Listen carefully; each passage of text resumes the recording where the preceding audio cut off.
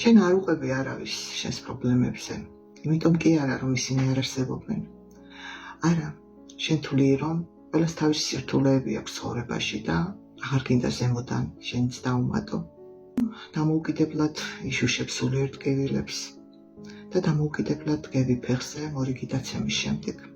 ადრე გქონდა ვინმესთვის გულის გადაშლის მცდელობები. თვლიდი, რომ თუ გაიხსნებოდი სამყაროს, ვიღაც აუცილებლად დაგეხმარებოდა. მაგრამ მრავალი იმედგაცრუების შემდეგ მიხვდი, რომ ერთადერთი ადამიანი, რომელიც დაგეხმარება, ყოველთვის შენს გვერდით იქნება და არ გიღალატებს, ის თვითონ შენ ხარ. შეწყვიტე შენი პრობლემების გაზიარება, აიშენე კედლები, დამალე გრძნობები და ისე იქცეოდი, თითქოს არ გტკიოდა.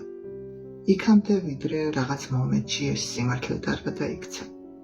შეწყვიტე რეაგირება, შეწყვიტე ადამიანების შემოშიება შენს ცხოვრებაში და ხშირად ამბობდი და ფიქრობდი, რაც არის, არის. ისწავლე დუმილი, იმიტომ კი არა, რომ სათქმელი არაფერი გქონდა. უბრალოდ მიხვდი, რომ იმ გარემოში, სადაც შენ იყავი, ამას ვერავინ გაიგებდა. და ამ სიჩუმეში იპოვე საკუთარი სიმშვიდე. ხანდახან ნაკლები კონტაქტი გარე სამყაროსთან და იმ ადამიანებთან, რომლებთან ყოფნაც არ გზიამოვნებს, აუცილებელიცაა, რომ სხვათა აზრებმა და შეხედულებებმა არ მოახდინოს გავლენა შენს ცხოვრებაზე.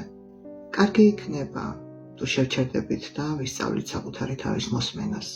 გავიგებთ, თუ ვინ ვართ სინამდვილეში და რას გთხოვს ჩვენი საკუთარი მე. თუმცა ამბობენ, რომ დიდხანს მარტო დარჩენა საშიშია, რადგან ეს ძალიან კომფორტულია და დამოკიდებულებას იწევს.